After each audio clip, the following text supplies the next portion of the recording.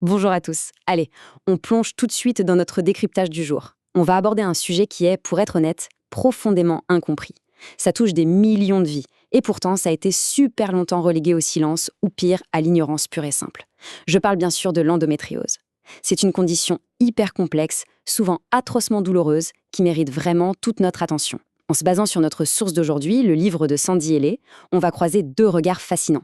D'un côté, on a la rigueur de la science occidentale moderne, et de l'autre, la sagesse millénaire de la médecine traditionnelle chinoise.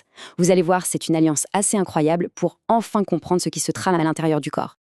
Alors, première chose, il faut qu'on brise immédiatement un mythe qui a la peau dure. L'auteur balance une vérité toute simple, mais qui fait l'effet d'une bombe. Avoir mal, ce n'est pas normal. Depuis des générations, on traîne cette espèce de croyance culturelle qui dit que la douleur pendant les règles, c'est juste un fardeau inévitable et qu'il faut faire avec. Eh bien, la réalité scientifique dit exactement le contraire. Un cycle équilibré à la base, ça ne fait pas mal. Pensez-y, si c'était vraiment normal, tout le monde aurait mal exactement de la même façon. Donc intégrer cette idée, c'est vraiment l'étape numéro 1 pour reprendre le pouvoir sur sa santé.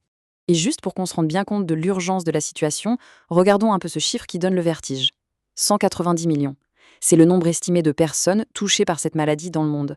Pour vous donner un ordre d'idée, ça représente à peu près 10% des femmes en âge de procréer sur toute la planète. On ne parle pas du tout d'une petite anomalie rare, c'est une véritable crise de santé publique. Et le pire, c'est que beaucoup de ces personnes restaient totalement invisibles, souvent cachées derrière des mauvais diagnostics. On leur dit que c'est juste du stress passager, de l'anxiété ou un petit souci digestif. Bon, pour être sûr de partir sur les mêmes bases, regardons comment l'Organisation mondiale de la santé définit l'endométriose. Concrètement, c'est une maladie chronique. Elle se caractérise par des douleurs menstruelles d'une intensité folle, des saignements très abondants et des douleurs pelviennes. Et ça va souvent bien au-delà du physique avec des impacts super lourds sur la fertilité et sur la santé mentale, comme la dépression par exemple. Mais le truc le plus critique à retenir ici, c'est qu'il n'y a actuellement aucun remède définitif en médecine conventionnelle. Aujourd'hui, l'objectif médical, c'est surtout d'éteindre l'incendie en soulageant les symptômes et en limitant les dégâts sur le long terme. Du coup, on pourrait se demander, comment est-ce possible que tant de gens souffrent en silence pendant des années? Eh bien, c'est ce qu'on appelle le fameux piège diagnostique. Il faut en moyenne entre 7 et 10 ans pour obtenir un diagnostic clair. 7 à 10 ans. La source explique ça par plusieurs facteurs. D'abord, cette fameuse habitude de banaliser la douleur. Ensuite, les symptômes qui changent énormément d'une personne à l'autre, ce qui brouille totalement les pistes. Il y a aussi un vrai manque d'information globale. Mais surtout, et c'est là que ça devient fou, les examens de routine comme les échographies peuvent revenir avec des résultats tout à fait normaux. Imaginez un peu la détresse de souffrir le martyre tout en s'entendant dire que les images ne montrent rien d'anormal. C'est précisément là qu'il faut élargir notre façon de voir les choses. D'un côté, on a la médecine occidentale. Elle est géniale pour les diagnostics précis, l'imagerie, la chirurgie d'urgence et les hormones ciblées. Mais de l'autre côté, la médecine traditionnelle chinoise apporte une dimension inestimable, la lecture globale de ce qu'on appelle le terrain. Au lieu de juste cibler le symptôme, elle va chercher les causes profondes pour un rééquilibrage qui dure. L'idée forte ici, c'est que ces deux mondes ne sont pas du tout en compétition. Ils s'emboîtent parfaitement. L'un gère l'urgence de la lésion, l'autre répare l'environnement qui a permis à la maladie de s'installer. En fait, il faut vraiment voir le corps dans sa globalité, avec son propre environnement interne. Le corps humain, ce n'est pas une machine isolée dans une bulle étanche. Tout ce qui vous entoure joue un rôle majeur. Que ce soit le stress qui s'accumule au boulot, un manque de sommeil chronique, les coups de froid à répétition, ou encore une alimentation qui entretient l'inflammation, tout compte. La médecine classique va s'occuper de l'effet direct, donc la douleur. Mais pour comprendre pourquoi le corps a déraillé au fil du temps, on est obligé de regarder tout ce fameux terrain global. Et c'est là qu'on comprend l'énorme avantage de cette approche globale. La médecine chinoise est capable de repérer les signaux faibles, les vrais déséquilibres internes, bien avant qu'un kyste ne devienne visible sur une échographie. C'est de la prévention pure. Elle fait aussi le lien, de manière très claire, entre nos émotions, notre système digestif et la mécanique de nos cycles. Enfin, elle permet d'identifier très tôt les petits mécanismes internes, comme ce qu'on appelle les stases sanguines, qui préparent silencieusement le terrain pour la maladie. C'est un outil formidable pour enfin comprendre comment on fonctionne de l'intérieur. Ok, mais concrètement, on fait comment? Rassurez-vous, ce n'est pas juste une grande philosophie. C'est une méthode hyper structurée qui repose sur 4 grands piliers.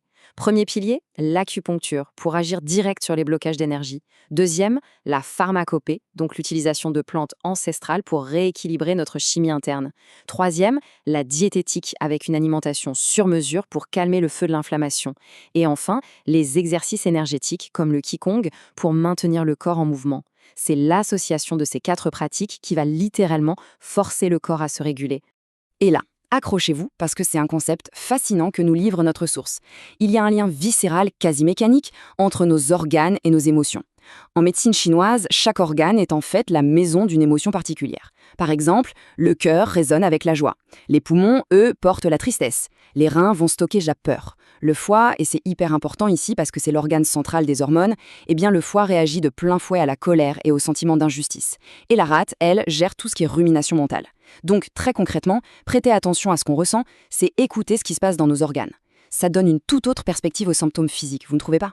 Au cas où vous auriez un doute, l'auteur remet les pendules à l'heure avec une petite phrase très sympa. Aucune théorie magique, je laisse ça aux sorcières.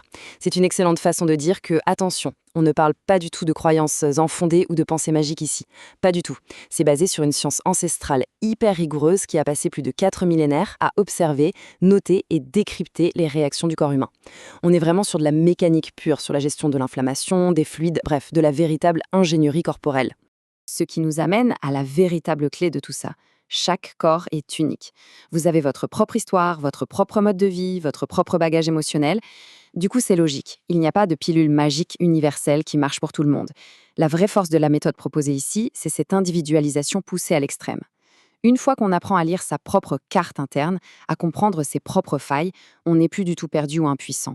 On peut enfin passer une action intelligente et super ciblée. Et pour clore notre décryptage d'aujourd'hui, voici une question un peu provocatrice, mais absolument essentielle. Pourquoi attendre un diagnostic pour commencer à prendre soin de soi? On l'a vu tout à l'heure, ça peut prendre 10 ans pour mettre un mot sur la maladie. 10 ans. Alors il est grand temps d'arrêter d'attendre passivement. La douleur, la fatigue écrasante, ce sont des signaux d'alarme qu'il faut écouter dès le premier jour, sans avoir besoin d'un bout de papier pour se valider. En combinant l'expertise médicale moderne avec les stratégies naturelles de la médecine chinoise, c'est tout à fait possible de reprendre les commandes de sa physiologie. En fait, le corps parle, il suffit juste d'apprendre son langage. Merci beaucoup d'avoir suivi cette analyse et à très vite pour explorer de nouveaux sujets passionnants.